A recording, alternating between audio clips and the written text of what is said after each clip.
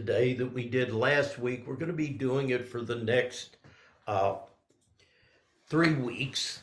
It is the culmination of John Kabat-Zinn's teaching. So he teaches by taking you through the various things that you can anchor in when you're meditating to keep you in the present moment. So he'll start with the breath and the sensations of the breath. He'll do what you're hearing, which he calls the soundscape, what you're seeing, what you're touching. So the senses very much are one of the things, along with the breath, that anchor us in the present moment, which is the essential part of a mindfulness practice. So then he goes into the thoughtscape, the feelingscape, and now we're putting it all together. So now instead of we're widening the focus. So awareness can be either tightly focused, which we call attention, or it can be extremely wide and relaxed. So we're opening up as wide as we can go on our zoom and encompassing everything. So he does a beautiful job of explaining it, walking you through it. This is an elegant meditation. If y'all can find it, it's one it's what I do all the time. Okay, so you can drive your car, you can work, you can take a walk, anything that you're doing, you can do this meditation. And it's simply, as he said, a matter of intention and attention. Okay, class, what's it a matter of? Intention and attention. So we're going to read. Yeah, I was looking to see if this is an actual, oh, here's the poem, but an actual transcript in his book called Coming to Our Senses. Really thick but fabulous book on mindfulness. He has a whole chapter called Nowscape, which is what the name of this guided meditation is. And I had marked it. I've been looking for it all morning, and there it is. You the girl. Okay. You want me to read it? Please. Oh, goody. All right. Don't let the power go to your head. Matthew is still the co-host. Okay. So the introduction to the reading is actually a poem that he has written, one of my favorites, called Tasting Mindfulness.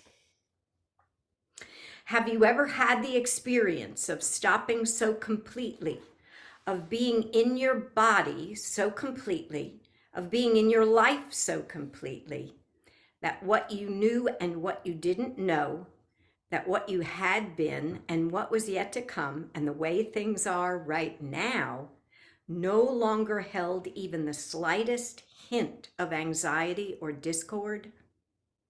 It would be a moment of complete presence, beyond striving, beyond mere acceptance, beyond the desire to escape or fix anything or plunge ahead. A moment of pure being, no longer in time, a moment of pure seeing, pure feeling, a moment in which life simply is, and the isness grabs you by all your senses, all your memories, by your very genes, by your loves, and welcomes you home. And that isness is very much a part of what Zen calls suchness. It's the experience of something as it is, without labeling, and he uses that phrase, non-conceptual experience, that the effort to interpret, to label, to capture the moment is gone, and it's just presence meeting presence. No mediation, no veil. Go. Okay. All right. Remember, this is a full 30-minute nowscape. The subtitle is Choiceless Awareness. And so he will ring us in and ring us out.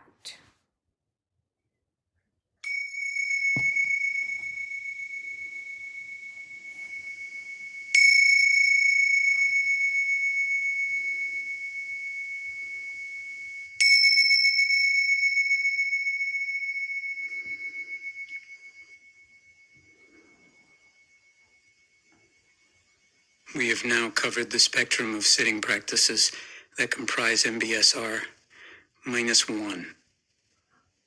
So in this sitting, we will explore that one, which is known by various names, but which we call choiceless awareness. It includes and subsumes all the other practices, in that it includes the breathscape, the bodyscape, the airscape, the mindscape, the inner landscape, the outer landscape, the entire universe, everything in the domain of human experience, inwardly and outwardly. Through our practice of mindfulness, we have been cultivating an awareness that can become more and more stable and vivid, especially the more we practice with wise effort and intentionality. And this awareness can be either narrow or broad, depending on the circumstances. It can recognize and embrace any and all sensations within the body, including the breath sensations. It can recognize and embrace seeing, hearing, smelling, tasting, and touching, as well as those activities of mind we call thinking and feeling. And it can rest in a non-conceptual, direct knowing of any or all of these aspects of human experience, beyond thinking, without separation or identification. Or if on occasion we fall into identification and separation, into a subject, a me, and the objects I am observing, either inwardly or outwardly, then awareness is capable of recognizing that as well and reestablishing the knowing itself, beyond any separation, beyond any identification, beyond the personal pronouns, beyond I, me, or mine, beyond thinking altogether. So the final expansion, if you will, within this framework is to abandon the framework, in the sense that we no longer choose a focus for awareness, but allow the field of awareness to be boundless, since awareness actually is and always has been boundless. But as we know from our own efforts, in minds that have not encountered training in mindfulness, awareness does tend to contract and nucleate around particular arisings, especially events that have emotional charge for us. And then it tends to fixate and either be very narrow or very self-interested and self-centered, or, on the other hand, to fall into utter abeyance, in other words, no awareness at all, merely obsession or dullness. So in this moment, resting in awareness, perhaps at first allowing the field of awareness to feature the soundscape, which is, as we have experienced over and over again, always here, presenting itself to our ears, comprising everything that presents itself in the form of sound and the spaces between sounds, everything without exception. So resting in hearing, being the hearing, without necessarily creating any distance between a you and what is being heard, but simply hearing, being the hearing, being the hearing, right now, in this moment.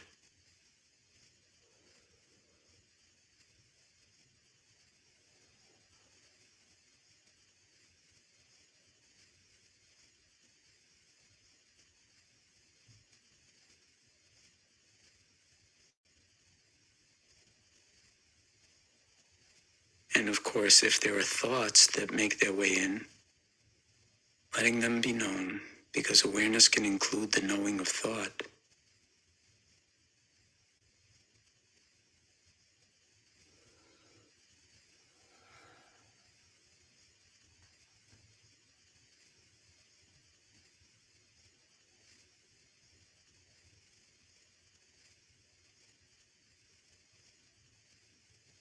and expanding the field of awareness whenever you care to include the air caressing the skin, the air that is the breath, the air that carries sound, and resting in the knowing of the air and the breath, again through the sensations in the body, since it is only through the senses, including mind, that we can know anything.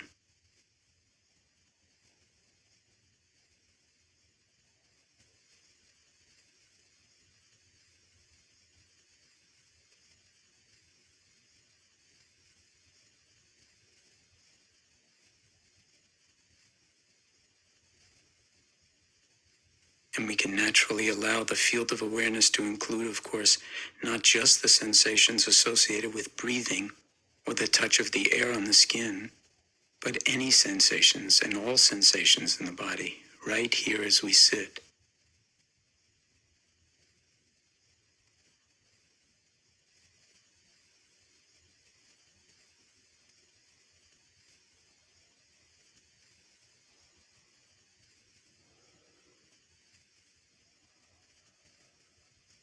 And so, in this moment, with the field of awareness expanded this far, we have sounds and the spaces between sounds.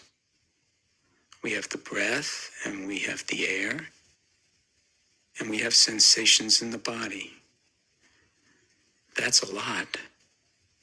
And it is all happening in this one moment. And it's not separate, although we can isolate any feature of it. So just allowing it all to be present without separation in this moment, and to rest in awareness of the experiencing of it all. Sitting, breathing, feeling, hearing, knowing.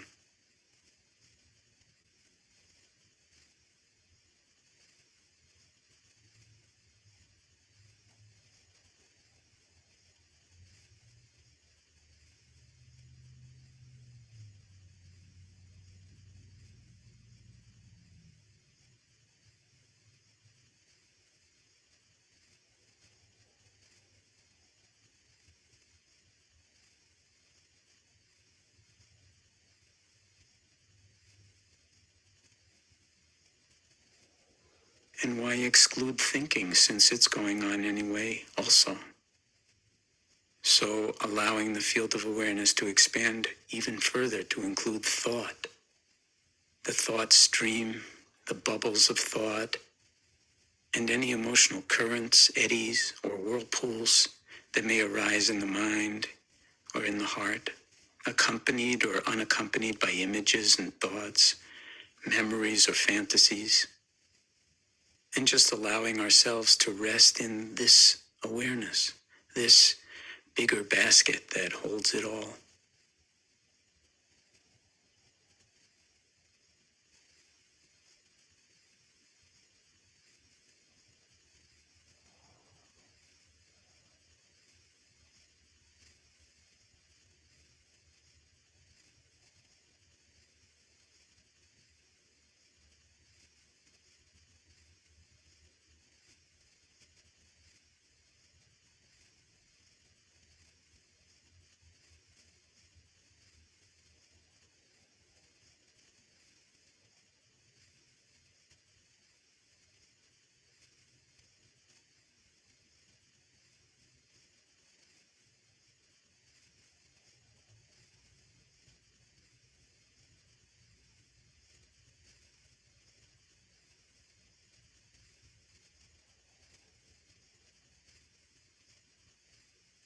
And now, in one last jump, let's allow the field of awareness to expand infinitely, to allow the mind-heart to be boundless, hugely spacious, as big as the sky or space itself, with no beginning and no end, no boundary, no circumference, no periphery, no center. And rather than focusing on anything in particular, just allowing the quality of our awareness to be choiceless, to rest in the non-conceptual knowing quality of mind itself, not seeking out anything, not pursuing anything, not rejecting anything, and not featuring anything. But like an electromagnetic field, so to speak, that would instantly know any perturbation, any movement whatsoever that would arise within it, so the field of awareness, like a mirror but in many more dimensions, knows, detects, feels, sees, and senses whatever moves, whatever arises, whatever lingers, whatever dissolves. So resting in awareness itself, in the choiceless, boundless, vast, spacious quality of awareness itself. If sound predominates in some moment, then sound is known. If a thought follows on the sound, then the thought is known as thinking. Non-conceptually, it's recognized, known, felt, neither pushed away nor pursued, neither condemned nor extolled. If in the next moment a sensation arises in your lower back or in your knee and predominates in the field of awareness for a moment, that is also felt, seen, known, and neither pushed away nor pursued, condemned nor extolled. Awareness functioning as an open, empty, spacious mirror, empty and full, able to contain anything and needing nothing to complete itself. Undisturbable, imperturbable, never not here. Like the sun, always shining, even when clouds obscure it.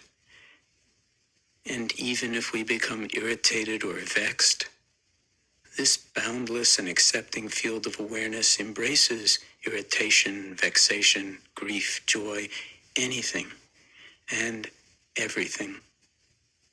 Pain, discomfort, agitation, boredom, depression, sadness. There is no mind state and no body state that can't be held, seen, felt, known in this infinite, boundless spaciousness, this knowing quality of the heart-mind, resting in it, resting in its natural luminosity and radiance, with nowhere to go, nothing to do, nothing to attain, no choices to make, and no one to make them. Sometimes this is known in the Chinese Zen tradition, in the Chan tradition, as silent illumination, or the method of no method. In Japanese Zen, it is sometimes called shikantaza, which translates literally as just sitting, nothing more.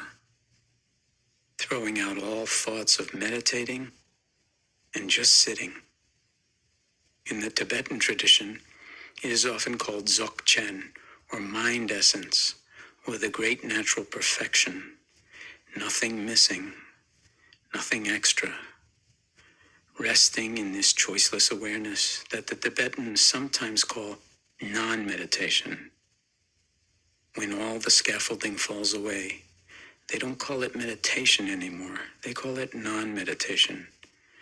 But it's got a few adjectives that make it more precise and demonstrate how challenging it is. They refer to it as undistracted, unfabricated non-meditation. Just this moment, met, held, seen and known as it is by this boundless spaciousness, this all-inclusive knowing that is truly what distinguishes us as human. So as best you can, with effortless effort, resting in choiceless awareness. If thoughts arise, they are met with mindfulness. seen and known in their arising, like bubbles coming off the bottom of a pot. They just burst on their own. The Tibetans refer to this as self-liberation. The thoughts self-liberate. Nice way to put it. You don't have to do anything. Just resting in awareness. Just attending with sounds, sensations, impulses, perceptions, thoughts, emotions, all coming and going in this vast, benign, kind, compassionate, accepting, and inclusive spaciousness, with no center, no periphery, no agenda, no preferences, no watcher, just watching, no sitter, just sitting, no knower, just knowing, no words at all, just this, just this.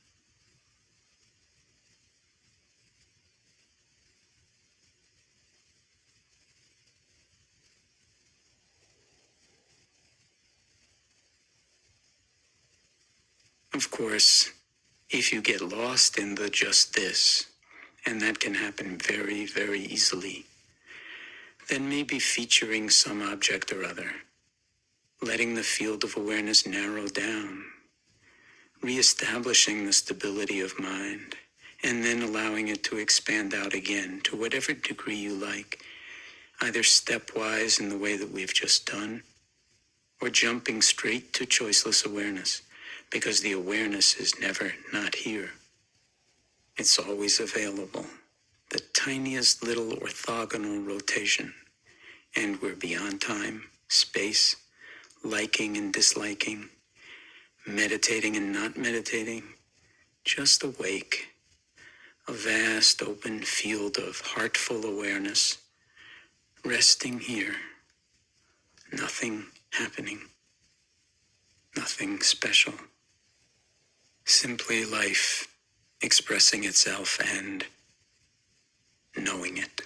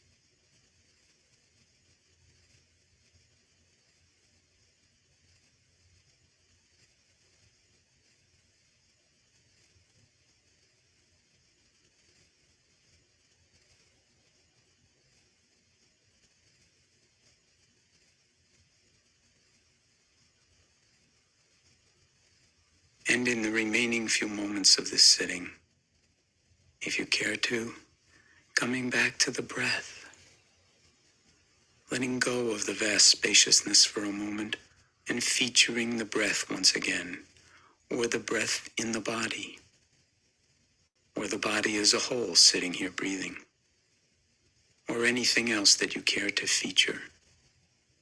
Or if you care to simply continue dwelling in choiceless awareness, then, of course, and in the spirit of this practice, it's your choiceless choice, resting here until the sound of the bells signals the end of this period of formal practice, and keeping in mind that this pristine, open spaciousness of heart and mind is available to you in any and every moment of your life unfolding, never separate from you, and inhabitable as you cultivate ongoing awareness in your daily life through the practice of mindfulness. And as you commit yourself, if you care to, if it makes sense to you, to the regular discipline of formal mindfulness practice, whether it is using these CDs for guidance or on your own, a commitment that is tantamount to giving yourself over and over again to the adventure of a lifetime, to the cultivation of wakefulness, for the sake of being free from the anguish of unnecessary suffering, from afflictive emotions, from ignoring what is most fundamental to life, and for the sake of embracing with loving kindness and compassion and wisdom all beings, including yourself, who are living and breathing and sometimes suffering in this mysterious and awe-inspiring world we find ourselves in.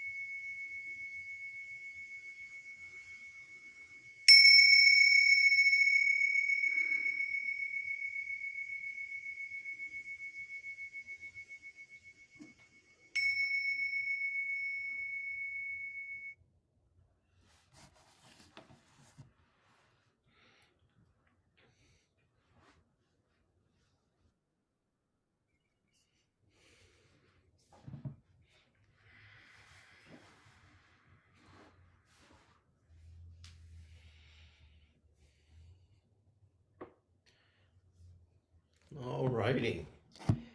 Just a couple of things. One on philosophical note. Some of you may know the name Immanuel Kant, who was a philosopher who pretty much set Western philosophy off on the wrong course.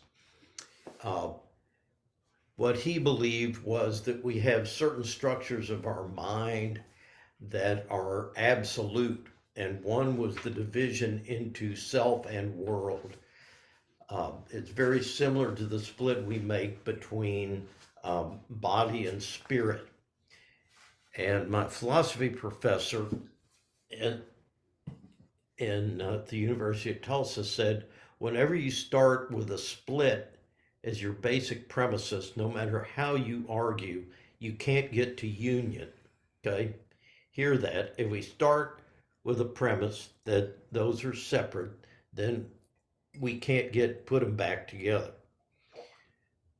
So the shift that's happening now in the West is that we're beginning to consider the fact that there is a form of awareness that's different from the self taking in the world.